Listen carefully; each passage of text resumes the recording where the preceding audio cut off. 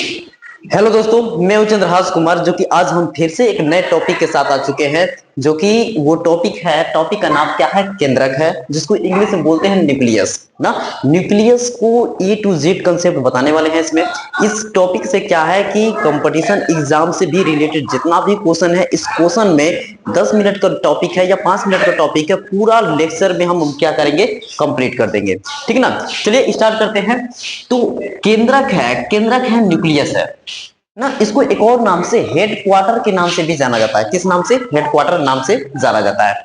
देखिए, सबसे पहले हम आपको बता दें कि ये है कोशिका। ये कोशिका के अंदर एक क्या है, केंद्रक पाया जाता है। केंद्रक पाया जाता है जो कि ये केंद्रक क्या करता है, पूरे कोशिका की कोशिकांगों को क्या करता है, नियंत्रित करने का काम करता है। क्या करने का? नियंत्रित करने का काम करता है केंद्रक, न्यूक्लियस। बात समझे? तो सबसे पहले हम केंद्रक की हमने बात बताया था। तो केंद्रक का खोज रॉबर्ट हुक नहीं, रॉबर्ट ब्राउन 1831 में, कितना में? 1831 में इन्होंने पहले इस कंसेप्ट के बारे में बताया। इसको ये बताया कि केंद्रक के कोशिका के अंदर क्या होता है, केंद्रक पाया जाता है। ये बात क्लियर? चलिए स्टेप बाय स्टेप हम ए टू जेड समझाने वाले हैं आपको। सबसे पहले हम बोलते हैं कि ये कोशिका जो है, ये कोशिका वो क्या करता है, केंद्रक जो है वो ये कोशिका है, ये केंद्रक क्या करता है, पूरी कोशिका को ना नियंत्रित करने का काम करता है। किसको कितना भोजन चाहिए, कितना चाहिए, किसको कितनी एनर्जी चाहिए, किसको क्या चाहिए, किसको क्या नहीं चाहिए, वो नियंत्रित करने वाला कौन है? केंद्रक है। बात समझे? केंद्रक है। ये बात क्लियर है? अब देखिए, अब ये हमने देखा eukaryotic prokaryotic, eukaryotic prokaryotic, eukaryotic prokaryotic. देखिए, पहले हम हमको बता दें कि यूकेरियोटिक क्या होता है, फिर प्रोकैरियोटिक क्या होता है। यूकेरियोटिक जैसे कि कोशिका के अंदर केंद्रक पाए जाते हैं, वो जिसे हम बोलते हैं कि हाँ यूकेरियोटिक हो गए। और प्रोकैरियोटिक मतलब जिसमें कोशिका के अंदर केंद्रक नहीं पाए जाते। ये सिंपल है। यूकेरियोटिक में हम जैसे हम लोग है ना, जो जीव जंतु जंतु आ जाएंगे, पेड़ पौधे आ जाएंगे, और हम यूकेरियोटिक में आते हैं। और प्रोकैरियोटिक में कौन आते हैं? जैसे जीवाणु हो गए, विषाणु हो गए, अमीबा हो गया, ये सब क्या है गए कि आपका प्रोकैरियोटिक में आते हैं। क्लियर? ये बात क्लियर? अब देखिए, यूकैरियोटिक है, इसमें केंद्रक क्या होता है, स्पष्ट दिखाई देता है, स्पष्ट दिखाई देता है, साफ रूप से दिखाई देता है कि ये क्या है, केंद्रक है। अगर ये हम प्रोकैरियोटिक में देखें तो ये केंद्रक स्पष्ट नहीं दिखाई देता है। केंद्रक स्पष्ट नहीं दिखाई देता है। ये बात समझिए कि स्पष्ट नहीं दिखाई देता है। क्लियर? ये बात क्लियर? अब उसके बाद हम केंद्रक की बात करें ना, केंद्रक, ये केंद्रक कोशिका द्रव्य से घिरा होता है। कोशिका द्रव्य से घिरा होता है। ये देखिए, ये केंद्रक है, ये आपका क्या है, सेल है। सेल मतलब कोशिका। ये क्या है, हमारा कोशिका है। ये कोशिका से ना क्या करता है, कोशिका जो कोशिका द्रव्य है, ये यहाँ पूरा कोशिका द्रव्य, इसके ये घेरा हुआ होता है। कौन? केंद्रक घेरा होता है। पूरा कोशिका द्रव्य से क्या होता है, घेरा होता है। चलिए, इतना जानकारी हुआ तो 2 मिनट के लिए पहले हम थोड़ा सा आपको रिवीजन कर दें कि कोशिका जो है, कोशिका को नियंत्रित करता है, इसीलिए इसका नाम हेड क्वार्टर के नाम से भी जाना जाता है। फिर उसके बाद ये यूकैरियोटिक और प्रोकैरियोटिक, यूकैरियोटिक में केंद्रक जो होता है स्पष्ट दिखाई देता है, और जो प्रोकैरियोटिक है इसमें केंद्रक स्पष्ट नहीं दिखाई देता है। और जो केंद्रक होता है कोशिका द्रव्य से क्या होता है, घिरा होता है। क्लियर? इतना जानकारी हुआ। अब ये डायग्राम है, देखिए ये डायग्राम, इसको हम डायग्राम को पहले थोड़ा सा बना दिए हैं। तो बाहरी वाला जो आवरण है उसको क्या बोलते हैं, केंद्रक आवरण। केंद्रक आवरण बोलते हैं, जिसको इंग्लिश में न्यूक्लियर मेम्ब्रेन बोलेंगे। क्या बोलेंगे? न्यूक्लियर मेम्ब्रेन बोलेंगे। बाहरी वाला आवरण को, जो कि दोहरी झिल्ली होता है, बाहरी आवरण को क्या बोलेंगे, न्यूक्लियर मेम्ब्रेन, हिंदी में केंद्रक आवरण। क्लियर? अब इसके अंदर आ जाए ना, तो ये देखिए छोटे छोटे यहाँ पे द्रव्य जैसे हैं, बहुत अंदर से द्रव्य, ये डॉट डॉट करके हमने बताया है, ये द्रव्य है जिसे केंद्रक द्रव्य बोलते हैं। न्यूक्लियोप्लाज्म केंद्रक द्रव्य, ये द्रव्य अंदर भरा हुआ है। यहां तक क्लियर है? फिर उसके बाद ये धागा जैसा संरचना बनाया मैंने, धागा जैसा संरचना बनाया, ये क्या है, हमारा क्रोमोटीन है, क्रोमेटीन है, क्रोमेटीन तंतु, क्रोमेटीन तंतु बोलते हैं, या क्रोमेटीन थ्रेड्स भी बोल सकते हैं, ये क्रोमेटीन तंतु है। अभी फिलहाल के लिए हम एक एक चीज इसका नाम बता रहे हैं। अभी इसका हम एक एक करके इसका विशेषता भी बताएंगे, इसको के लिए क्या होता है। अब देखिए, ये बीच में ये क्या है, ये केंद्रक, केंद्रिका, इसे बोलते हैं न्यूक्लियोलस। न्यूक्लियोलस केंद्रिका है। ये छोटा सा केंद्रक के अंदर भी केंद्रक होता है, छोटा सा, उसे बोलते हैं केंद्रिका।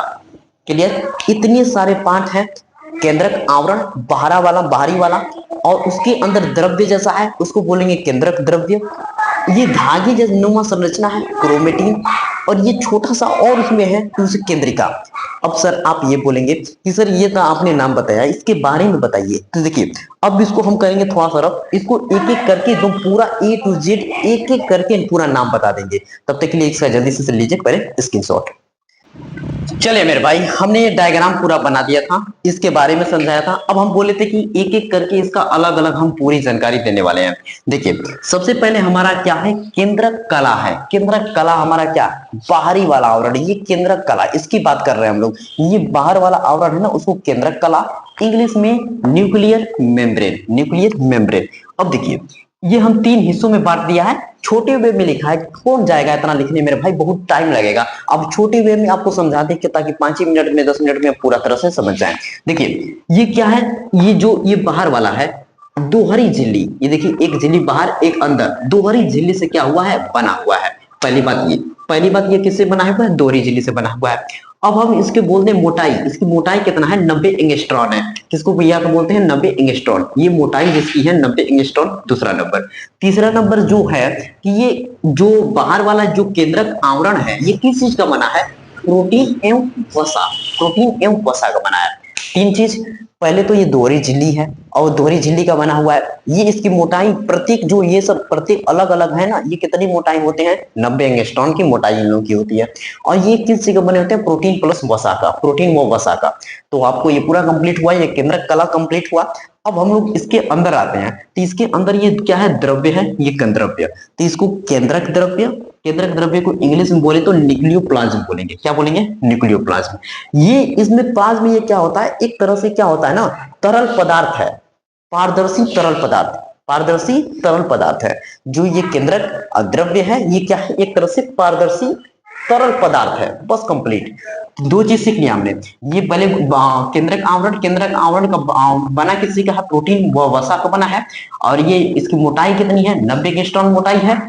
और ये कितनी झिल्ली है, दोहरी झिल्ली का बना हुआ है। 3 चीज, ठीक। अब देखिए इसके अंदर आते हैं हम केंद्रिका को। ये हमारा ये है केंद्रिका, ये छोटा सा गोला जैसा संरचना है ना, ये है केंद्रिका, जिसको इंग्लिश में न्यूक्लियोलस बोलते हैं। क्या बोलते हैं, न्यूक्लियोलस। अब देखिए इसके बारे में हमको समझना है, 1 2 3 4 स्टेप में समझना है इसको, पूरी बात को।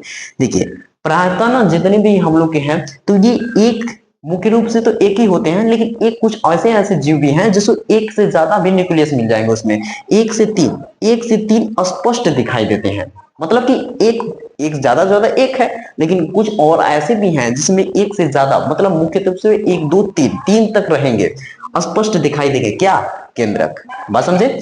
उसके बाद ये कैसे संरचना है, गोलाकार सघन संरचनाएं हैं। गोलाकार है, सघन, सघन मतलब क्या होता है, भरा हुआ इलाका, उसको बोलते हैं सघन संरचना। ये कंप्लीट। उसके बाद ये देखिए क्या है, ये किस चीज का बना है, प्रोटीन का बना है, आरएनए का बना है, तथा ये डीएनए का बना है। किस चीज का बना है, प्रोटीन का बना है, आरएनए का बना है, तथा ये डीएनए का बना है। ये चीज छोटा सा पार्ट। फिर उसके बाद ये अनुपात देखिए, इसका अनुपात कितना है, तो 85:10:5। कितना, 85:10:5 के अनुपात का क्या हुआ है, ये बना हुआ है। ठीक ना, यहां तक पहले जल्दी से स्क्रीनशॉट लीजिए। अब हमारा क्रोमेटिन तंतु बचा है, क्रोमेटिन तंतु को हम बताएंगे, इसका पहले जल्दी से स्क्रीनशॉट ले लीजिए।